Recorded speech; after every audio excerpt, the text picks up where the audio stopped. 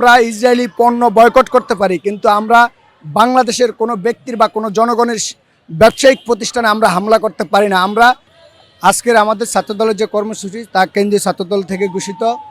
আমাদের আগামী রাষ্ট্রনায়ক জনক তারেক রহমানের নির্দেশে ফিলিস্তিনের উপরে যে ইসরায়েলি বাহিনীর আগ্রাসন তারই বিরুদ্ধে আমরা বাংলাদেশ জাতীয়তাবাদী ছাত্রদল আজকের কর্মসূচিতে আমরা অবস্থান করছি। আমরা বেসরকারি বিশ্ববিদ্যালয় ছাত্রদলের সভাপতি আবু হুরারা ভাই এবং সাধারণ সম্পাদক বিন্দু ভাইয়ের নেতৃত্বে আমরা আজকে এখানে অংশগ্রহণ করেছি। তো আমরা একজন মুসলমান হিসেবে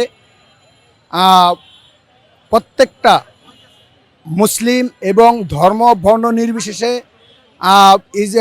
ফিলিস্তিনের উপরে যে হামলা এবং বর্বরতা সৃষ্টি হচ্ছে তারই প্রতিবাদে রুখে দাঁড়ানো উচিত। আর আমি মুসলিম হিসেবে এবং আমরা মুসলিম হিসেবে আমরা কোনো হত্যা বা নির্যাতন জুলুম তার পক্ষে না তার বিপক্ষে আমরা তারই ধারাবাহিকতায় আমরা আজকে বাংলাদেশ জাতীয়তাবাদী ছাত্রদল কেন্দ্রীয় সংসদের নির্দেশনা অনুযায়ী আমরা আজকে এখানে বিক্ষোভ কর্মসূচি এতে অংশগ্রহণ করেছি। আমরা এখানে আসছি শুধু ইসরায়েলের বিরুদ্ধে।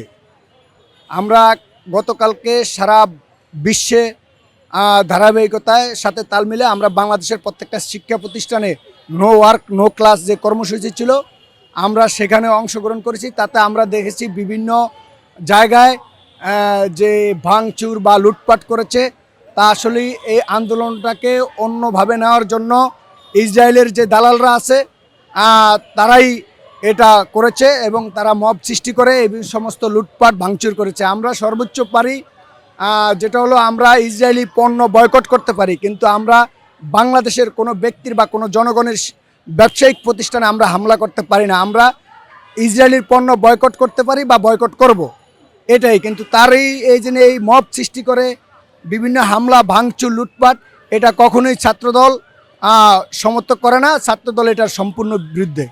আমি আলামিন বাবলু 2 নং যুগ্ম সাধারণ সম্পাদক বেসরকারি বিশ্ববিদ্যালয় ছাত্রদল, সাবেক প্রতিষ্ঠাতা আহ্বায়ক ইউরোপিয়ান ইউনিভার্সিটি ছাত্রদল, প্রতিষ্ঠাতা সভাপতি ভোলা সরকারি পলিটেকনিক ছাত্রদল।